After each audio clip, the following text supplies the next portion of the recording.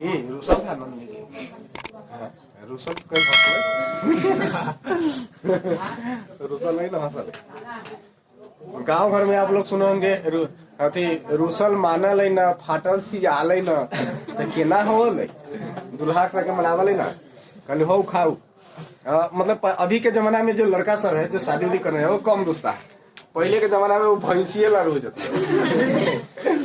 कहीं उसको पता चल गया लड़का के कि हमारा ससुर के भैंसी है तो सवेरे विदाई से पहले मुंह धुआई बोले दतवन मिलेगा उसको मुंह धोने के लिए। तो उसको 2-4 आदमी जो महिला पुरुष जो है धो लो मुंह धो नाश्ता उस्ता होते ऐसे कह ले। मतलब उसे साउंडलेस हो जाता है थोड़ा सा टॉकिंग नहीं कर पाता है चुपचाप बैठा रहेगा आराम से। और उसको बहुत आदमी मना रहा है 10-15 आदमी 20 आदमी। कुछ जो सिंसियर लोग आते हैं वो समझ जाते हैं उसके बिहेव को समझ जाते हैं कि क्यों रुस रहा है।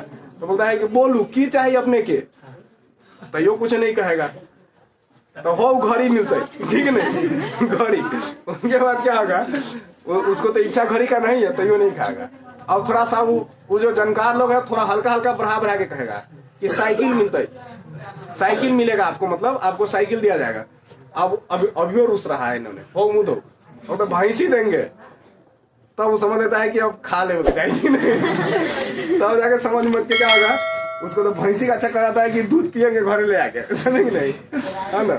अब गोबर भी मिलेगा भैंसी से समझे कि नहीं सभी चीज मिलेगा तो वहाँ उसको खाने लगता है। उसके बाद तो ये चीज होता है समझे कि नहीं। पूरा के पूरा जो बिहेव क्या होता है कि ससुर के धन को अपने यहाँ ले आना है लूट के समझे कि नहीं। ससुर के जो धन है मतलब कि पूरा दिल से प्रयास किया जाता है पूरा कोशिश किया जाता है कि मैक्सिमम अमाउंट चाहे रुपया जो भी कुछ भी हो पूरा वहां से ले आना है। लड़की को तो लाना ही है और उसके साथ में बहुत सारे चीज को ले आना है। तो मतलब उससे अच्छा है कि पूरा ससुरे के लिए आओ कि नहीं तो ससुर को नहीं लाएगा क्या उसको खिलाना ना पड़ेगा। मतलब लड़की को लाएगा लड़की के साथ में कुछ धन लाएंगे। शादी के बाद भी कुछ दिनों तक उसका डिमांड बना रहेगा समझे कि नहीं। जब जैसे कि जाएगा तो 500 1000 2000 तो मिनी बैंक हो गया ससुराल 500 2000 रुपया मिलता रहता है कि नहीं मिनी बैंक हो गया। यानी गाड़ी बहुत नया प्रकार के जो लड़का सब है कि शादी विवाह जैसे कि वो सब होता है तो वो सब बेरोजगार है एज हो गया शादी गार्जियन कर देता है कमाता नहीं है फटाक से ससुराल चल जाएगा समझे कि नहीं। उधारे मिठाई ले लेगा कोनो दुकान से 1-2 किलो 1-2 को साड़ी 1-2 वाला मतलब सास लगी और ससुराल जाएगा वहाँ पे उसको दे क्या होने गाड़ी तो 2-4 दिन रहेगा खूब चिकन खाएगा समझे कि नहीं। होने गाड़ी से 500 1000 1-2 को सास ससुराल रिलेटिव वाला तो वो सब है ससुर है 500 1000 दामाद आया तो निम्ने न बनते समझे कि नहीं। खूब खियाल खूब मोटाइल और बाद झंडनाई चलल तो ये सब अच्छी नया मॉडल वाला सके समझे कि नहीं। तो तुम लोग कैसे करोगे से पता नहीं देख लिए तो सजा के ससुरारे में ना आटा चक्की हला दी उनमें खरीद लिया जमीन आ उनमें चलैया आटा चक्की के मशीन समझे कि नहीं। ससुरारे में है की रे से ससुरारे में आटा चक्की की मशीन हला के खूब खुश रहे है नहीं। अब सेक लग रहा है कुधरे जाएगा ये अब से क्यों अब से दोनों अब से जाके झगड़ा करिए कि हम चक्की हिलाएंगे अब तू कथी हिलावे रे चिवड़ा मिल हिला के कुटी हो समझे कि नहीं।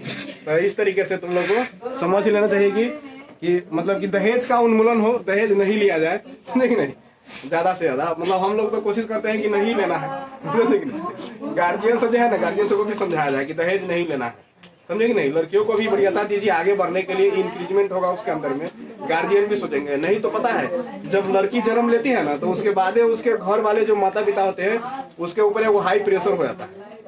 क्या प्रेशर हो जाता है कि अब इसको शादी करना है। अरे अभी छोटा सा बच्ची है अभी जन्म लिया अभी तुम शादी का सोचने लग गए पढ़ाई लिखाई में खर्च नहीं करता है समझे कि नहीं।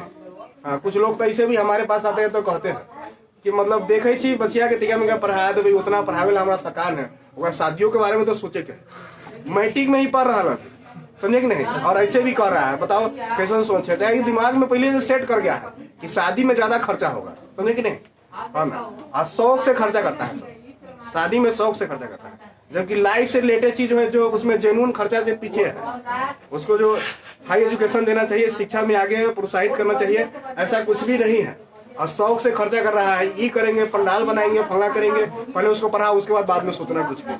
फर्स्ट टाइम तो ऐसे सोचना चाहिए है ना फला करेंगे अपना बेटी की शादी करेंगे तो पूरा रिश्तेदार के बुलाएंगे सबके साड़ी देना होगा फला करना होगा ये इतनी सारी बातें बोलो 50 को तो हमारा कुटुम्बे है ऐसा ऐसा बात सोच के वो पहले से रुपया जुगा जुगा के रख ले पर पेटी में, समझे नहीं, और बच्चा के दे ना रहे, पढ़े के लिए ना दे रहा है कि 300 के महीना हम लोग लेते थे तो उसमें भी नहीं मिलता था पैसा।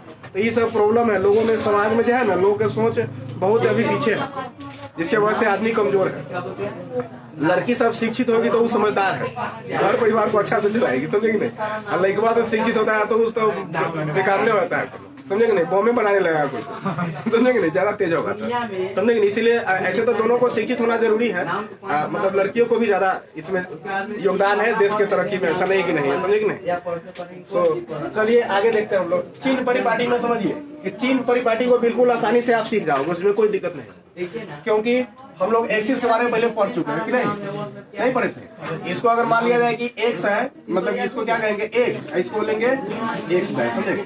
यहाँ पे हो जाएगा वाई, यहाँ पे वाई है, ये आपका हो गया मूल बिंदु, समझे कि नहीं, मूल बिंदु, समझे। तो इसके बारे में आप सीखे थे कि मूल बिंदु से सभी दूरियां मापी जाती है, ऐसा हम लोग जानेंगे। तो ओ से सब दूरी इधर क्यों लेते थे, तो इस साइड में जो दूरी लेते थे वो कैसा लेते थे, प्लस धनात्मक लेते थे कि नहीं, और इससे पीछे की ओर समझे कि नहीं कैसा लेते थे, ऋणात्मक। तो इस साइड जो दार है तो इसको बोलेंगे हम लोग दाई, दाई ओर नहीं जा रहा है, और इधर में इधर की ओर क्या कहेंगे, बाई। अब इधर तो बाई ओर की सभी दूरियां, मूल बिंदु से बाई ओर की सभी दूरियां ऋणात्मक, मूल बिंदु से दाई ओर की सभी दूरियां धनात्मक। उसके बाद देखिए मूल बिंदु से नीचे जब दूरी नापेंगे तो क्या नापेंगे, समझे कि नहीं, नीचे होगा ऋणात्मक, समझे कि नहीं, नीचे ऋणात्मक कर देंगे, और ऊपर करेंगे तो क्या कहेंगे, धनात्मक। ये तो आप लोगों को बहुत पहले से जानकारी हो चुका है कि नहीं, धनात्मक आगे समझ में, धनात्मक, इतना चीज ध्यान रखना है। अब यहाँ पे एक चीज यहाँ पे ऑब्जर्व क्या करना है कि सब दूरी हमेशा मूल बिंदु से ही मापी जाती है,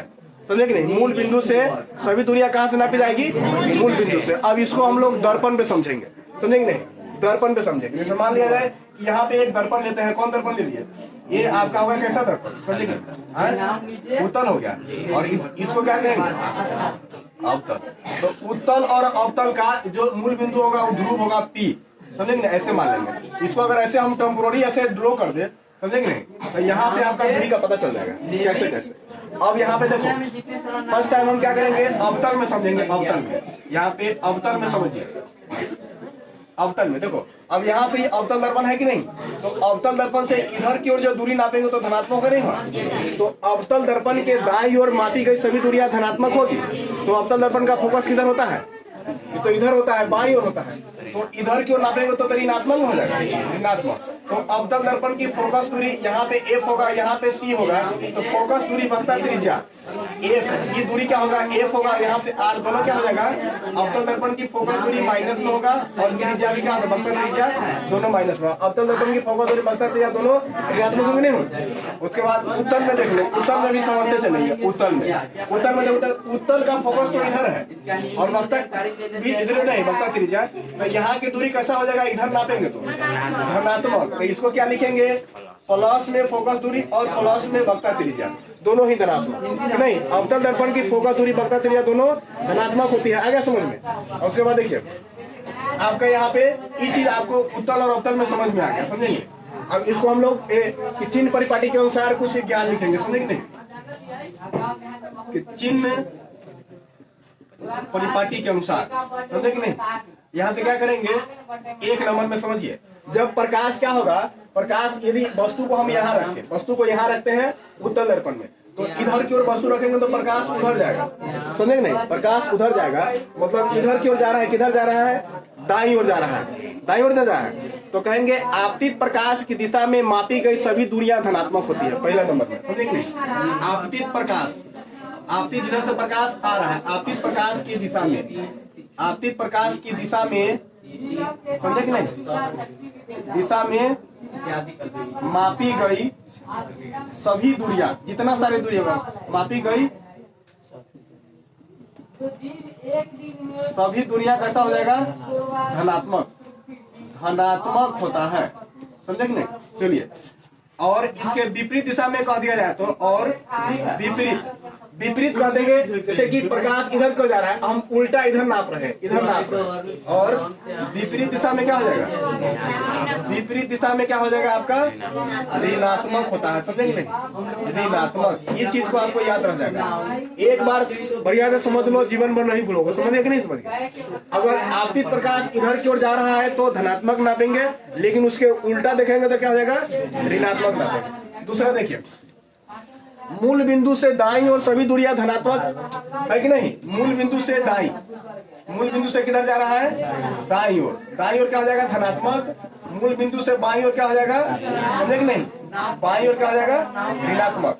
इसी का मेल है, इसी का शब्दों से समझ लेना है। मूल बिंदु से ऊपर की ओर, मूल बिंदु से ऊपर की ओर धनात्मक हो जाएगा, ऊपर क्या ले लेंगे हम लोग धनात्मक, धनात्मक मतलब प्लस में, और नीचे की ओर क्या लेंगे, नीचे की ओर क्या ले लेंगे हम लोग ऋणात्मक, नीचे हो जाएगा क्या चीज ऋणात्मक, समझे कि नहीं, नीचे क्या हो जाएगा ऋणात्मक। आ गया समझ में। अब इससे क्लियर हो क्या कि अवतल दर्पण की फोकस दूरी वक्रता त्रिज्या दोनों ही ऋणात्मक और उत्तल के क्या हो जाएंगे धनात्मक, समझ कि नहीं समझ। ये चिन्ह परिपाटी है, यहाँ से खूब क्वेश्चन बनता है ऑब्जेक्टिव में, इसी के सहयोग से हम दर्पण सूत्र को सिद्ध करेंगे, समझे कि नहीं। आ गया समझ में। इसको फटाक से रफ में तुम लोग लिख लो।